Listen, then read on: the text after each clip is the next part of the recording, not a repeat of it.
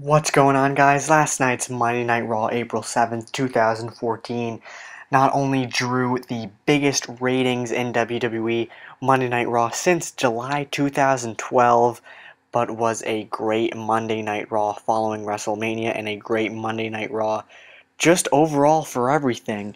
And right now I'm going to give you my full results. And if you don't want to go through listening to a whole 10-minute or however long this video may be, there will be excerpts of different occurrings that happened during the night. But Monday Night Raw started with the new WWE World Heavyweight Champion that you see on your screen, Daniel Bryan, celebrating with the WWE Universe, the yes movement, just going yes, yes, yes, and it was just amazing. The WWE live crowd in New Orleans last night was amazing.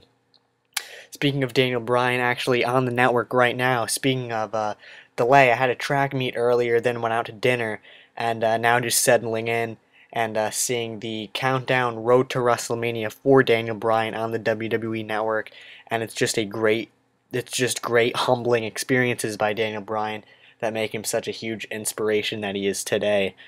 The first match of last night was the Wyatt family defeating Big E, John Cena, and Sheamus.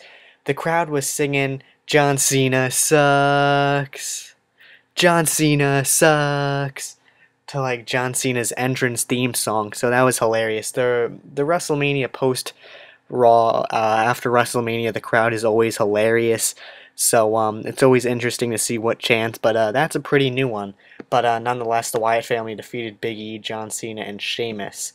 Summer, actually, Santino, Marella, and Emma defeated Fandango and Summer Rae. Nothing special there, but now seeing an article on Twitter regarding Twitter, Fandango tweeted to Summer that like he's over, so we'll see what goes on with that.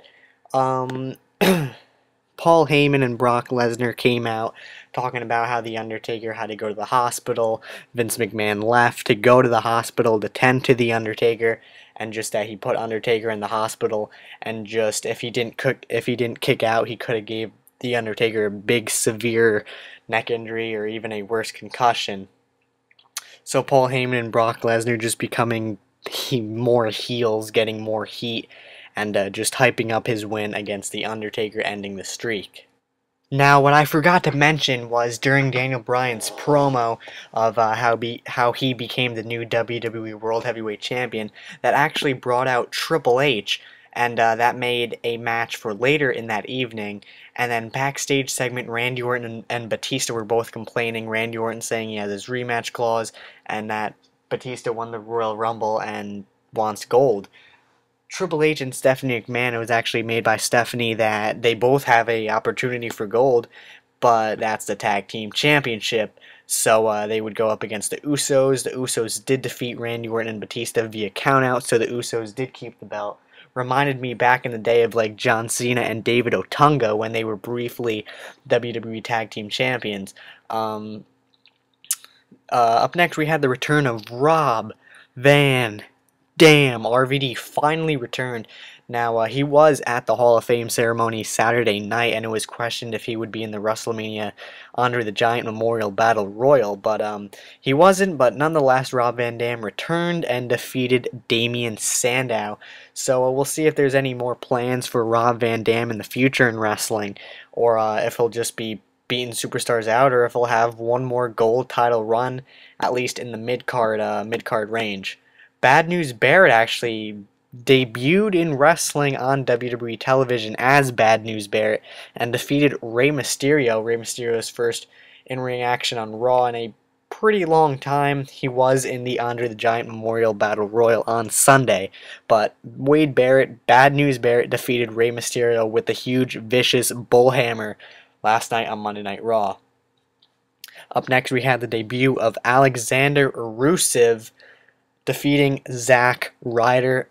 Nothing special there. I don't really see the significance in the persona, in the scripting of Alexander Rusev, but if you're a fan of him, he was successful in his debut last night on Monday Night Raw. Ultimate Warrior came out addressing the WWE Universe, and up next was very shocking nonetheless. Very shocking to say the least. Paige, WWE NXT Divas champion. Paige, probably my favorite NXT diva, favorite diva possibly in the whole WWE. Possibly second to Brie Bella. But Paige defeated AJ to become the new WWE Divas champion.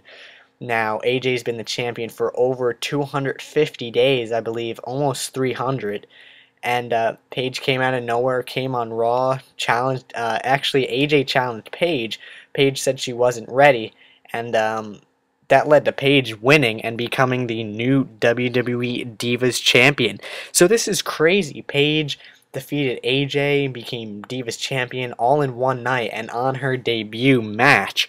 So that was pretty crazy. So if you're an NXT fan, if you're a Paige fan like me, it's just crazy.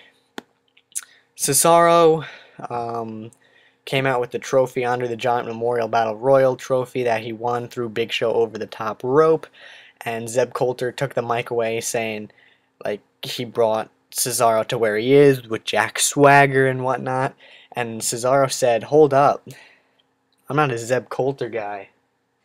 I'm a Paul Heyman guy," which was extremely crazy. I thought he was gonna be like, I'm not a real American, I'm not a Zeb Coulter guy, and just turn face. But that actually led to being a Paul Heyman guy. Now this is crazy. I mean, I don't know if he's face, heel. I mean, Paul Heyman and Brock Lesnar, obviously the biggest heels in wrestling since they beat The Undertaker in the Streak. But it's pretty interesting what's going on with Cesaro now. Is he face? Is he even more of a heel? It's going to be interesting how WWE develops this, especially with Paul Heyman. But that brought out Jack Swagger, who actually crushed the trophy, which was crazy. But Cesaro defeated Jack Swagger via countout. So it looks like the Real Americans are no longer a tag team, no longer partners, and Cesaro is no longer a Zeb Coulter guy, as he is now a Paul Heyman guy. Extremely shocking. We'll see how Cesaro fares out in the next couple weeks on WWE Monday Night Raw. Cesaro is a great WWE superstar, one of my favorites, so it's going to be interesting, like I said, how he flares out with Paul Heyman. And the main event of the evening, we had Triple H versus Daniel Bryan, which actually never got set off because Randy Orton and Batista came out and attacked Daniel Bryan, which led to Kane coming out attacking Daniel Bryan. Then when Triple H came, looked to be to attack Daniel Bryan, Seth Rollins, Dean Ambrose, and Roman Reigns came out. The Shield helped Daniel Bryan and ended Raw with the Hounds of Goats of Justice. The Shield came out and helped Daniel Bryan. All these things I listed on Monday Night Raw were great. And if you're a wrestling fan, you ought to be happy. Raw last night, April 7th.